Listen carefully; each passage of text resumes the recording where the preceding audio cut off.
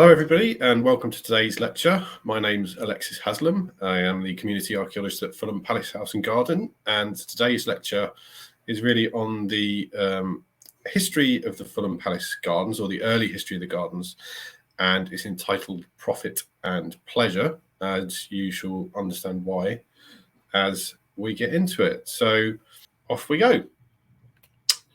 So the first slide that I have set up here is an excavation that took place on the North Lawn, if you know Fulham Palace, in the early 2000s. And essentially what you can see here is a very nice pitch tile hearth surrounded by some rather large ragstones. And essentially this hearth was very big. It was up to 2 meters wide, and it dates to the mid-12th century. So this is almost certainly associated with the site's first Great Hall. So the first evidence we really have of the bishops of London having a residence at Fulham Palace dates to around about the mid 1100s. So this was a really exciting find, but as you'll see, things moved quite rapidly in terms of how the site developed.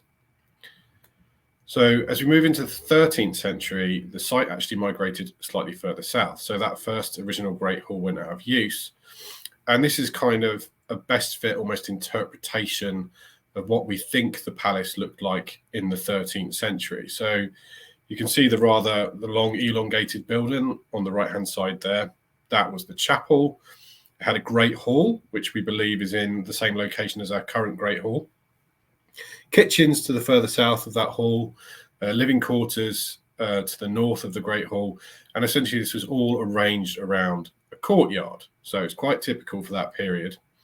And we know that in the 17th century, this courtyard was still around, and it was referred to as Dial Court. And in fact, if you visit the palace today, this is pretty much the same court as is now what we refer to as the Eastern Courtyard. So our kind of 13th century palace was established around what's now our Eastern Courtyard, although nothing remains of it now, sadly. By the end of the 15th century, things had changed somewhat. So again, on the right-hand side of this plan, you can see the chapel there in yellow. You can see the buildings arranged around that eastern courtyard. But you can see there's been a massive expansion of buildings to the west. So this is the development of the Tudor courtyard. This plan was actually drawn in 1764, just before the chapel and the old medieval elements were torn down. But you can see the Tudor elements there attached to the earlier 13th century palace, essentially forming what was a double courtyard, almost as it is today, but with earlier buildings on the right-hand side and the more recent Tudor buildings on the left-hand side of the picture there. So when we look at Fulham Palace today, we can see our lovely courtyard here, and I'm sure, as many people know, we have undertaken dendrochronology here, so tree ring samples, and that dates the Great Hall roof. We know that that was constructed in about 1493, the timbers from the main gate 1495. So that all suggests that the Tudor courtyard itself was built during the tenure of Bishop Richard Hill, who was the Bishop of London between 1489 and 1496. So essentially, he developed the Tudor courtyard in the reign of Henry VII at the very, very end of the 15th century. Now, traditionally, the construction of the Tudor courtyard has always been attributed to Richard FitzJames. So any literature that you read will always say that the Tudor courtyard was built by Richard FitzJames, who was Bishop of London between 1506 and 1522.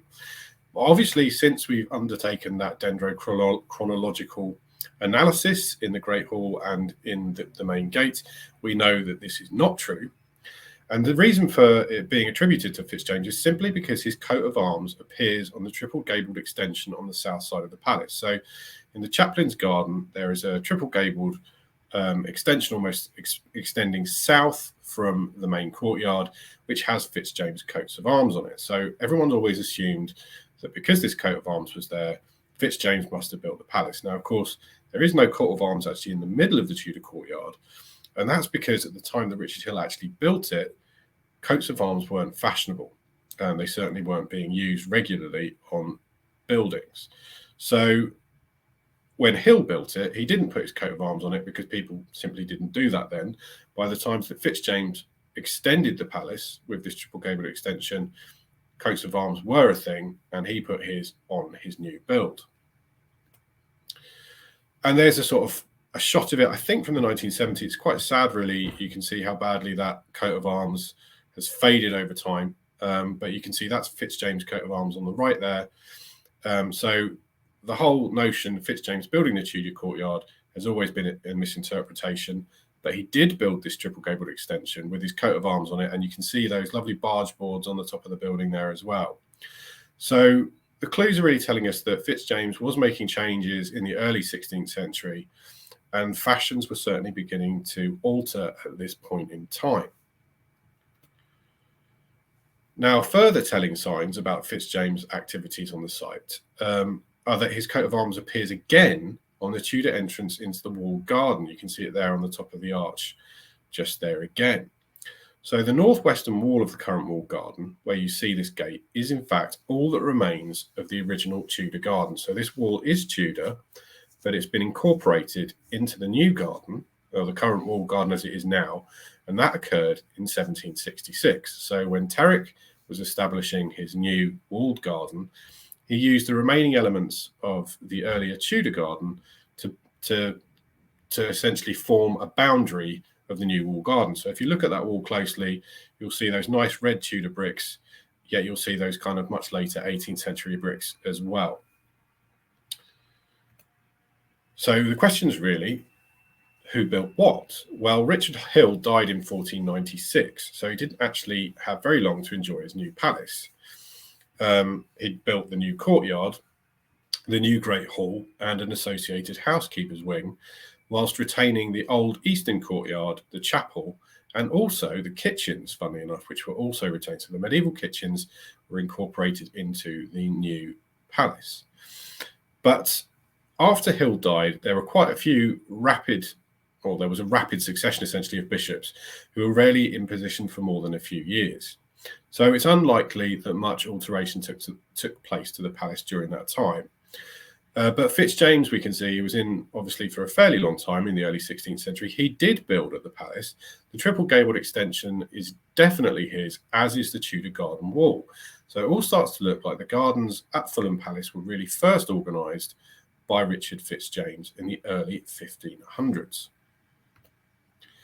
So the question really is, as there's nothing left now of our Tudor gardens other than that single wall in the current walled garden, what did the gardens actually look like? Now, this is actually a really difficult question to answer. We've got absolutely no information about the grounds prior to 1647, when a written record in the form of the Parliamentary Survey was produced as the parliamentarians prepared to sell episcopal land. So essentially, during the Civil War, bishops were done away with. The parliamentarians got rid of them, and that gave them the opportunity to sell the land. So Fulham Palace was sold as part of the wholesale selling of bishops' land during that time. So the first map of the site available that we have today is in fact a Roke map of 1741 to 1745. Now, interpreting what the gardens look like is very difficult. We have to use cartographic evidence. We have to use archaeological evidence. We also have to use documentary evidence to try and make sense of this as we go along. But to a certain extent, this is possible, and we'll do, or we're trying to do, what we can to work out what the gardens once looked like.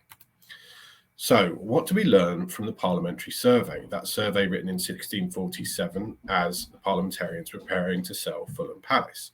Now, unfortunately, no plan was provided, but it did give a good description of the site. So it mentions a stone gallery garden with a stone gallery on the south side thereof, a fair summer parlour wainscoted on the west side of the stone gallery garden. It also mentions a fair brick dove house in the southwest corner of the site, a large garden called the kitchen garden, which adjoined to the said kitchen, a square garden called the plum garden, walled with brick, adjoining the said kitchen garden in the east part thereof, a large orchard called the walled orchard, walled about with brick, adjoining to the said plum orchard on the east part thereof, the little orchard adjoining the said walled orchard on the north part thereof, the stone gallery garden, walled with brick, lying between the walled orchard and the great garden and the rose garden, lying on the north part of the manor house and adjoining to the warren.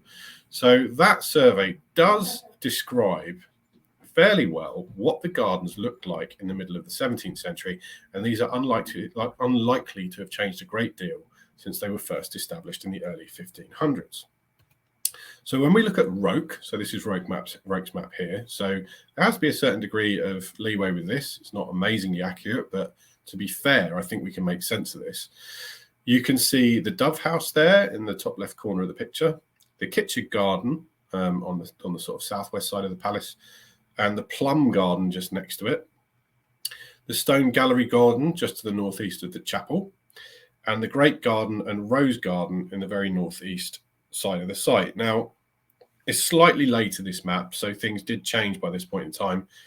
There are two further gardens which aren't mentioned in the parliamentary survey because they didn't exist at the time. This part of the site was actually occupied by the state wing, which was pulled down in 1714. So it looks like after the state wing went, two more gardens were established, but we'll come to that in a little bit. But from this Roke map, you can kind of see some of the features and gardens described in that parliamentary survey. But you will notice that both the walled orchard and the little orchard aren't there. So by this point in time, by the middle of the 18th century, both the walled orchard and the little orchard are gone, although they can't have gone completely because part of the wall of the walled orchard still remains. So the notable changes, there you go, the difference is there. 1647 survey and Roke's map, walled orchard and little orchard removed. State wing had been demolished in 1714. Probably the summer parlour had also gone. And we've got two new gardens in what's now the North Lawn area. So here's kind of my interpretation, as it were, of what I think it looked like during the sort of Tudor period. So essentially, you've got the chapel there, which you can still sometimes see the parch marks of in the summer. The kitchen garden to the southwest, just there. That plum garden, the walled orchard, you can see running along the line of the current walled garden because that's what's left of the walled orchard. The little orchard just to the northeast of it, that stone gallery garden, and then the great garden, the rose garden, currently running into what's now the allotment. So quite large gardens, but very well organised and kind of typically Tudor, essentially. So when we talk about these various parts of the gardens, what are we really thinking about? So when it mentions the kitchen garden, this was probably established, as I've said, by Fitzjames at the same time as he built that triple gabled extension. So at that time, fashions were changing, greater privacy was sought by high society, so they didn't want to go through the Great Hall anymore and mix with the lower end servants. So by building this extension, Fitzjames was essentially establishing himself a new part of the palace where he could disembark his barge, walk through the kitchen garden, go into his new entrance and go into the upper levels of the palace without having to go through the main Tudor courtyard. So a private entrance essentially from the bishop straight from the River Thames. But by passing through there, he would have walked through the kitchen garden. So I think this might be at Hampton Court, but you kind of get the idea of what a kitchen garden might have looked like. And as we can see from this map, which is about 1813, those medieval kitchens actually remained standing at the palace until the early 19th century when they were finally demolished. So the kitchen gardens were right next to the kitchen. Obviously, that makes a lot of sense. And there was also a still house used for creating medicines and remedies. That was located beneath the chapel. So the kitchen garden would have been providing food and herbs for the kitchen, as well as medicinal herbs for the still house. So that was just next to the kitchen on the south side of the palace, pretty much where the chaplain's garden is today with that triple gabled extension. And if you know it really well, where the marquee pretty much stands now. One of the most exciting things, I think, probably about the Tudor Palace was the fact that it records this great gallery. So on this plan, you can see the chapel just there. And in the area I've outlined in red, you can see where I've put the dotted line, there are quite clearly pillars. So this gallery, we know the chapel was built in the sort of early 13th century. This gallery would not have formed part of the original chapel. This is a much later build. And the fashion for these structures really begins in the early 16th century. So they become very, very fashionable under Henry VII. And the original function was simply to link the domestic accommodation to the chapel. But they soon became far more associated with formal gardens. So when people talk about galleries in the Tudor era, they often associate these galleries with the formal arrangement of gardens. And I don't think Fulham Palace is really any different on this level. It's clear that the gallery there is linked to the eastern courtyard and domestic accommodation and the chapel, but it's recorded as being on the south side of the Stone Gallery garden. I think there's a real reason for that. So the bottom of the gallery essentially would have looked like this. This is a loggia at ground floor level, and it's rather like a cloister. So you can see those pillars, and that's pretty much what we have at Fulham Palace, or would have had. And this example is actually an early 16th century example from Horton Court, and it's probably built at around the same time as Fulham Palace is. So I would imagine the Fulham Palace gallery was probably built with brick rather than stone, but you've got a kind of clear idea about what the bottom of the gallery would have looked like. Now, above it, you'd have probably had something like this. So this is actually from Hever Castle, but this is the gallery that would have been located above the loggia, and it would have provided wonderful views down onto that Stone Gallery garden just to the north, essentially. So galleries are sort of contemplative spaces, areas for private conversation, and it has been referred to as a garden for wintertime, essentially. So somewhere you can walk, somewhere quite quiet, somewhere you can have those private conversations, and somewhere you can actually look out the windows onto the Stone Gallery garden, which would have been a very, very stunning, almost centerpiece of the gardens. So when we look at these galleries again, Henry VII built them. He was the first person really to build them in England, and they're noted in 1501. You can see them in the picture there on the right-hand side. They're the kind of the low-end kind of red tiled structures just there. And so Fitzjames really, when he builds his gardens and establishes them, and he builds this gallery at the same time, he's following a pattern. The gardens really reflecting this Tudor obsession with good order. So specific gardens and specific areas were just designated for very specific roles, and everything was incredibly well organized and well ordered. And Fulham Palace very much so would have been designed, or the gardens would have been designed very much so in this way. So there is also very much so an element of the focus on production during these gardens. So these enclosed spaces were designed to provide food, to provide medicines, to provide flavouring, and to provide scent. And again, there's a picture of Hever Castle on the left-hand side. And this is really what the Tudor gardens are all about, particularly in these kind of high status buildings and palaces, as it were. So you have this kind of concept of the walled garden. Obviously, that's still fashionable into the 18th century, but really, really starting in the Tudor period. And the idea of building these walls, as you can see, there's our lovely Tudor gate again, would have been associated with the walled orchard, is to protect the herbs and protect flowers and early fruit against the cold winds and frost. So by sort of enclosing these gardens, you're supposed to be protecting them from damaging wind and frost. And Fulham Palace in the sort of 16th century was certainly compartmentalized in this fashion. So Fitzjames evidently spent quite a lot of money on the site setting these gardens up, and he must have been very keen on the site, otherwise he wouldn't have spent so much money on it. So we know Fulham's always been very productive. You walk around the gardens now, you'll see how lovely they are, and the grounds always been very good for production.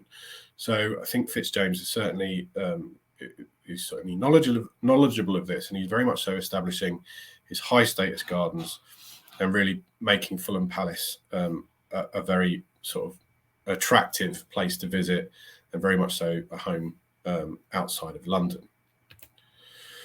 So quite often around about this time, we talk about the profitable art of gardening. So it's kind of a complicated garden history, but it's generally claimed that England had no identifiable national garden style prior to 1660. But by the late 16th century, so by the late 1500s, the art of gardening was very much so a respectable trade. And Thomas Hill, who's one of the first garden authors, measured gardens in profit, so that's the increase in herbs, flowers, and produce, as well as in pleasure, which is the pleasure that you take through being able to walk amongst the gardens and enjoy them. So it's the whole principle really of profit in production and pleasure in enjoying the gardens. Now, typically, the kind of Tudor period, there's this four-square form. So when we think about what Fulham Palace may have looked like, or the gardens, how they were laid out, there is this very traditional obsession amongst the Tudors of these kind of straight lines and geometric shapes. So orchards or gardens were usually divided into squares by gravel or sand, alleys, or walks. So very much so these kind of straight lines and square-shaped form. And this was based on the French and Italian Renaissance compartiments. But in England, of course, they're also incorporating those medieval and monastic traditions as well.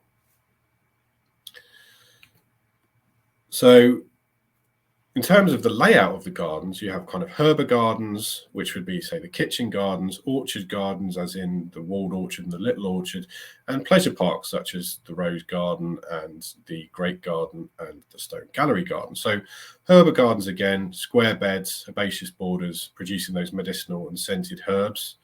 And orchards were often walled and divided into the four-square plan again, with fruit trees in neatly arranged rows or concentric circles. So very much so, again, it's kind of well-ordered, well-organized gardens, subdivided into very specific areas.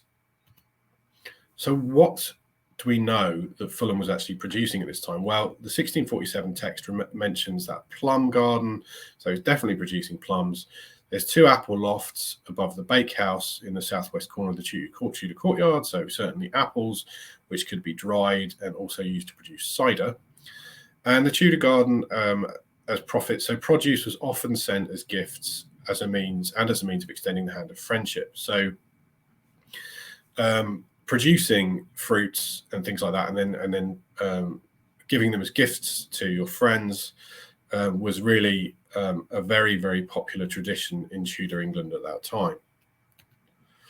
So perhaps one of the famous early gardeners at Fulham Palace, although it's quite clear that Richard Fitzjames was rather keen on it now, was Edmund Grindal. So he was famous for growing grapes at the palace, which he regularly sent to Elizabeth I, and William Cecil. So in 1569, he was actually accused of attempting to poison the Queen by delivering her grapes sent via a servant who it was believed was suffering from plague. It all seems to have come out all right in the end, because Grindal eventually made it to Archbishop of Canterbury. But whilst Mary Tudor was in power, he had to flee.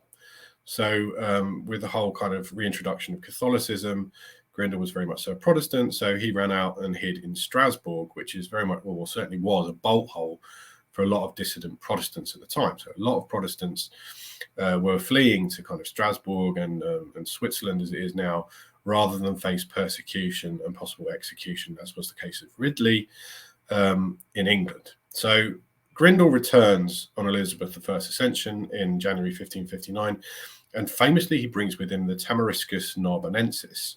So he is supposed to be the first person to bring the tamarisk to England, which he brought from Strasbourg. And apparently he liked to use it medicinally to relieve a great oppression and hardness of the spleen, as it were. So whether that's the roots or the bark that he's using there. But Grindal, certainly, again, rather keen on plants. And certainly famous for his grapes.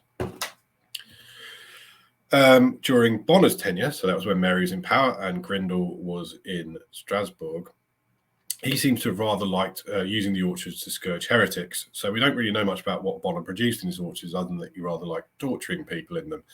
So very messy period, sort of the sort of mid-16th century. But certainly some nice stories about the gardens coming out of it anyway. So one of the other famous things that you'll see if you wander around Fulham Palace, and this is what's left of our Tudor garden wall here. You can see the nice red bricks, and then on top of them, the slightly darker bricks, which are 18th century in date, is these holes in the walls, which are, of course, bee bowls.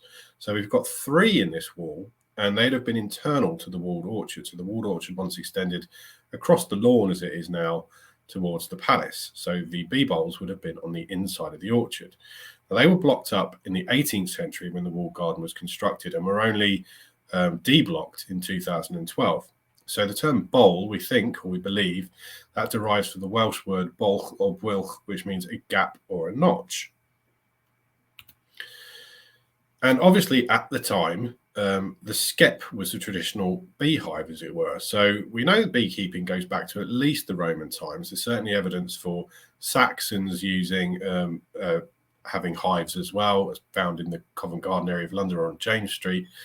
But bee bowls don't seem to really have emerged until the late 15th century. They became very popular in the 17th and 18th centuries until the invention of the movable frame in 1862, at which point skeps became unfashionable. So when you kind of think of a Winnie the Pooh type beehive, you think of these kind of skeps, and that was what traditionally bees would have been kept in. And certainly at Fulham Palace in the early 1500s, so the 16th century, we know we've got beehives on site.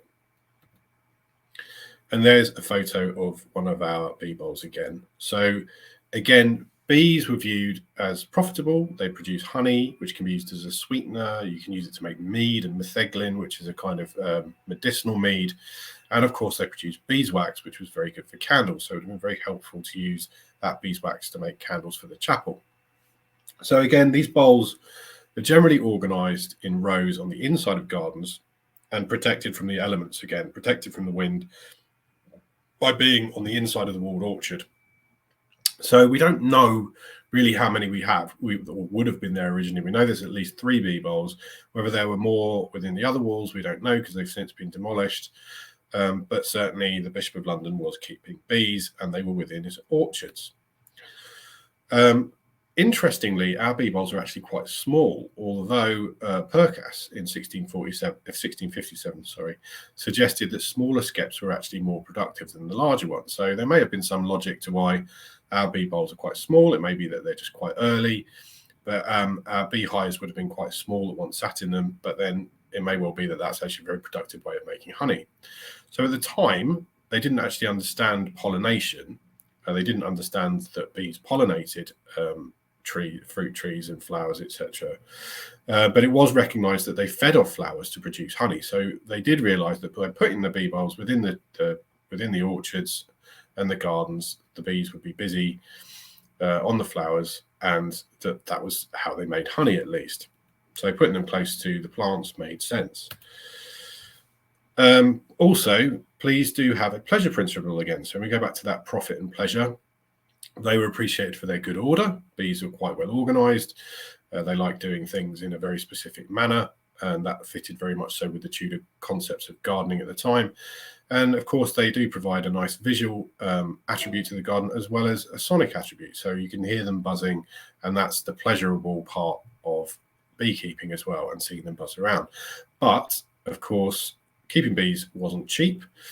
And Alderman Whatley in 1593 had 19 stalls of bees with hives at a cost of £4. So that's £1,500 in today's money. So beekeeping certainly wasn't sort of something that a sort of poor person would be doing. It's certainly seen as a slightly high-end pastime, as it were. But again, having the bee bowls and having skeps within the gardens at Fulham Palace makes total sense, and again fits into that profit and pleasure principle of the Tudor garden. So then we're going to look, or now we're looking at the concept of the pleasure park. So that's when we look at Fulham Palace, we're thinking of those nice gardens like the Rose Garden, the Great Garden, and the Stone Gallery Garden. So these are only associated with very high status estates. And as I've mentioned there, those gardens. And these comprised arranged flowers and fruit trees. Sometimes there was a fountain as well. And they were designed to provide a quiet space for contemplation and leisure again. So these really were very fancy showpieces for the wealthy, reflecting their taste and status. So by the Bishop of London having at least 3 of these sort of pleasure parks within his grounds, he's reflecting his high status and providing a nice place to walk, to contemplate, and to enjoy for his leisure as well. So again, lots and lots and lots of money being spent in the early 1500s on these incredibly well-organised gardens. Now, John Parkinson, who we can see there on the left-hand side, he was the first garden author to write about plants and flowers as ornaments and objects of beauty rather than simply as functional food producers. And he wrote that his book in 1629. So until this point, there's generally this concept that that the plants and the trees that you have in your gardens have got to be there to produce fruit and vegetables. But John Parkinson's talking about enjoying plants and flowers as ornaments. So in the late 16th century, we are starting to see these changes come in, and William Harrison notes that there is an increase in the number of imported plants and fruit trees. So again, Grindal is following a trend there by bringing these really weird, wonderful and strange specimens with him. So the Tudor period was certainly witness to the introduction of new species, the concept of new ideas and new practices. So we are sort of seeing a garden revolution, as it was. But it was the 17th century really when the ornamental flower garden truly came to the fore. So before that point, still quite sort of functional and productive, although very well organised and aesthetically pleasing. So when we think of our stone gallery garden, which is the garden we've mentioned with the gallery to the south of it, which was attached to the chapel, which would look down on it. Again, those pleasure grounds, the stone gallery garden, the rose garden and the great garden, we know that Fulham had at least 3 of these. So in the early 15th century, the concept of the Burgundian gallery had become fashionable, as I mentioned earlier. Sorry, I should say early 16th century there, the early 1500s. So the idea of that gallery, the loggia at the bottom, the gallery, then looking over onto a garden from above. So being able to view a garden internally from above rather than at ground floor level. So these galleries, again, provided elevated views of the intricate knots and designs of the formal compartments. So when we think about whether we had knot gardens at Fulham, if we had them, which I would assume almost certainly the palace would have, they'd have been within this stone gallery garden next to the gallery, immediately below it, so that you could view out onto it. And it's almost certain that the interweaving knot gardens there, almost all Tudor residences or high stakes ones are noted for these. So it's undoubtable that Fulham would have had them, I think. And the example there is from Buckton Towers Palace. So the idea of kind of the stone gallery garden having these wonderful knot gardens in is really quite appealing. So the title of this slide, "The Not So Knotted It Cannot Be Expressed," is actually a quote from George Cavendish. So he was writing about Cardinal Wolsey's gardens.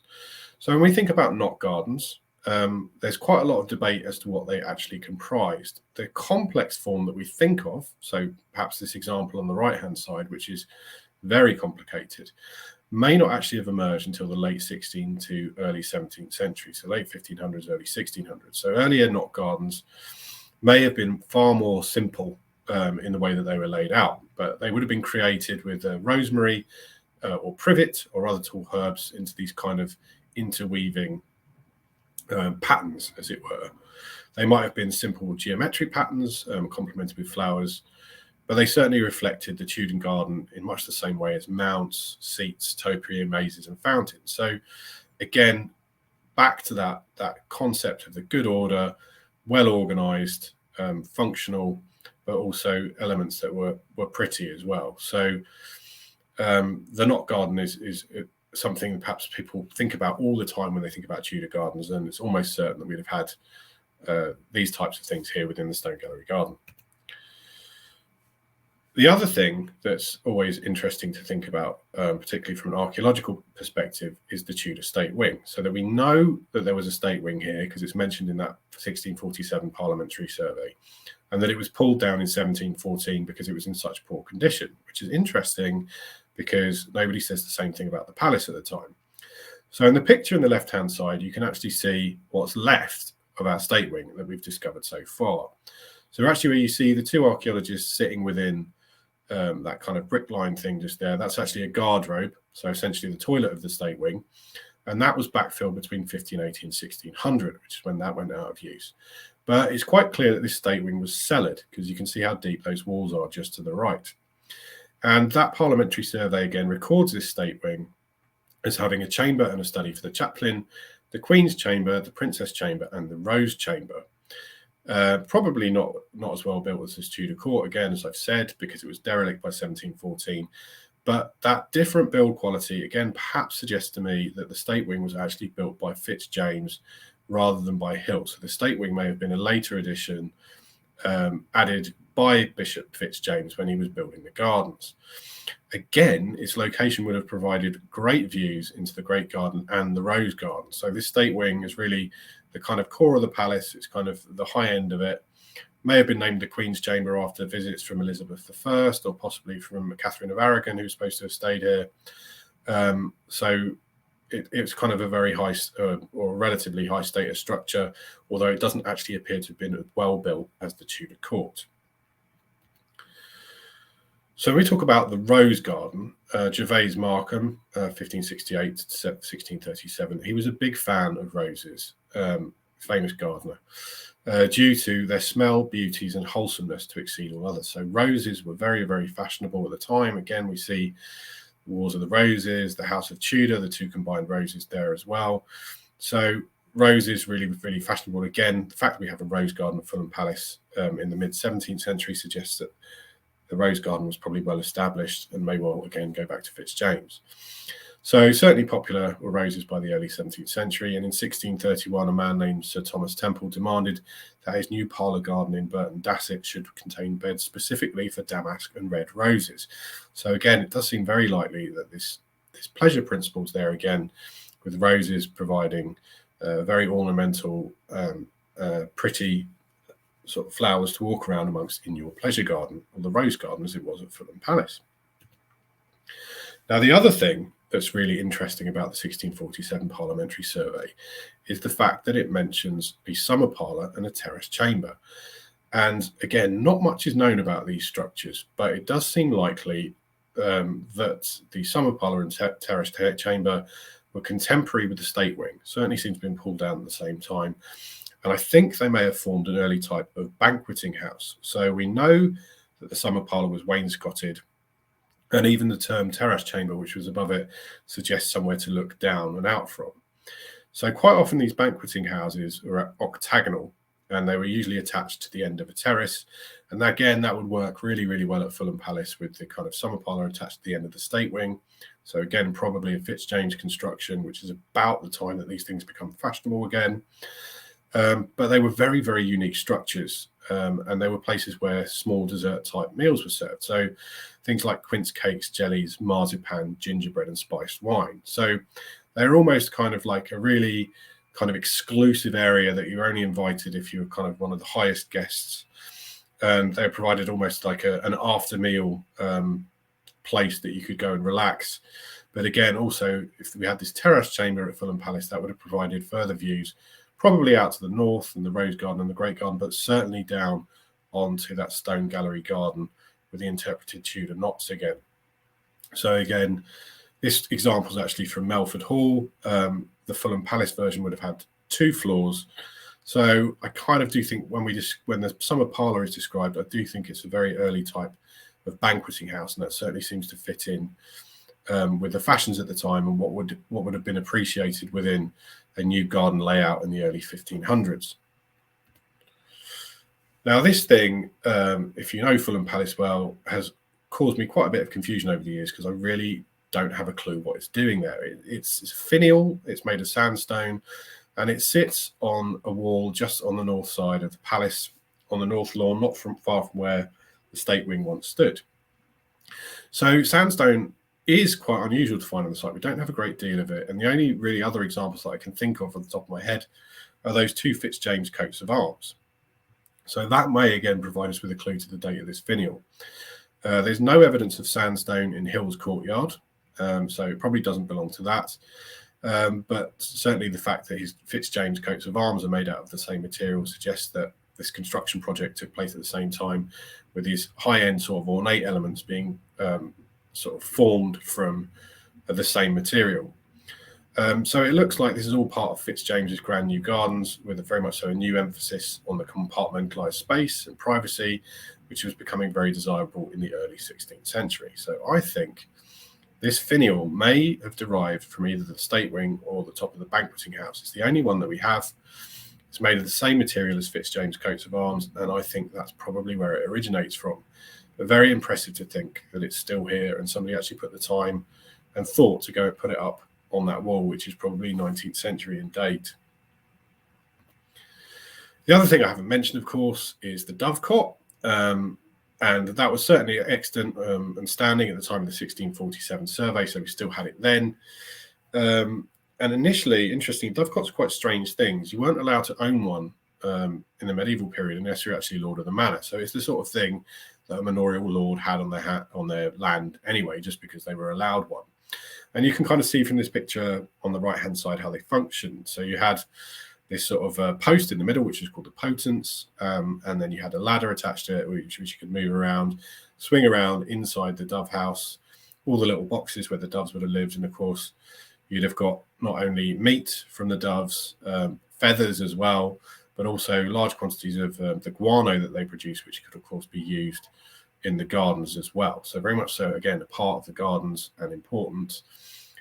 We had a look for this in 2017. Unfortunately, we didn't find it archaeologically. I think it's probably further towards the nursery.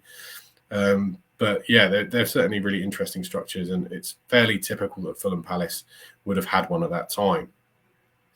So this, our dovecot, we know, was knocked down by Bishop Terrick when he got also swept away the Tudor gardens, but it was definitely in a very poor state by the late 1700s. So in 1763, to repair it would have costed £18, 5 shillings and 3p, and that was for repointing, fixing the tiling and turret, repairing the door, the window frames, and the twining posts. So it really, really wasn't in a good way, and it's recorded in 1764 as being full of rats and vermin. So it was pulled down.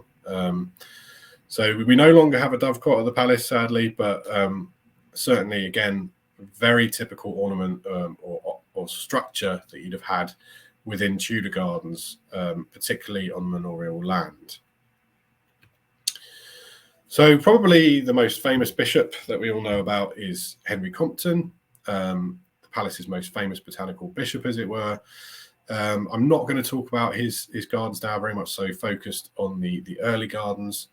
But what we can take from the cartographic evidence and the archaeological evidence and the documentary evidence is that Compton was working essentially within the gardens and orchards which were laid out by Fitzjames. So he'd have been working within those Tudor gardens, and really the fashion for sort of Brownian landscape, the Lancelot capability Browns, sort of type of wide open spaces with walled garden and water features really comes in the late 18th century. And of course, that's when Bishop Terrick does away with all the Tudor gardens, knocks them all down, retaining just one wall, which he incorporated into his new walled garden. So we don't know if it was Compton who removed the orchards, because we know they're not on the rope map, so they were gone by then. Although, given how keen he was in gardening, that probably seems quite unlikely, to be quite honest. It was more likely to be a later bishop. So yes, finally, it was under Bishop Terrick that the gardens went. They were replaced with that walled garden and the Brownian landscape, which was so popular at the time.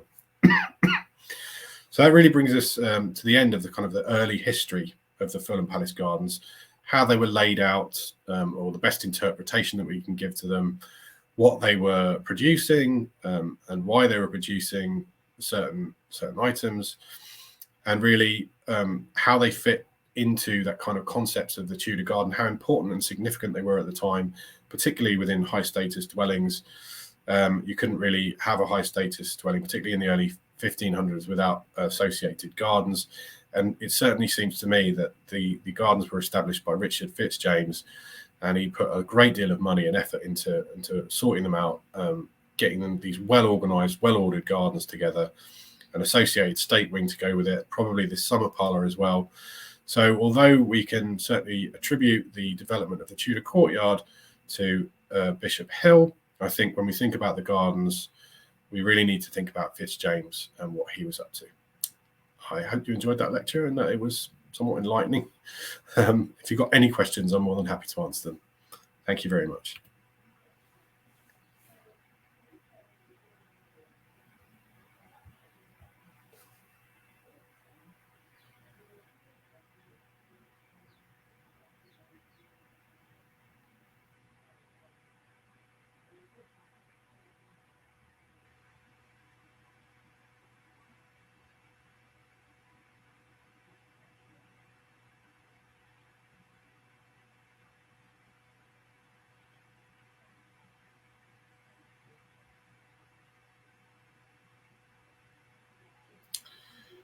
If you would like to rewatch the lecture, you'll be provided with a link in your email. So hopefully, if you enjoyed it, you'll want to watch it again. I've still got quite a lot of work to do on the archaeology and history of the palace at the moment. But looking at the gardens and the development of the Tudor Court's been really, really interesting. I've really enjoyed it. And I think something that you visually can't see today is something we still need to think about a great deal, particularly given the really long history of the gardens. And I've really, really enjoyed researching it. So I hope you got something out of the lecture and you kind of got a better idea of what they might have looked like in the Tudor period anyway. Thanks very much.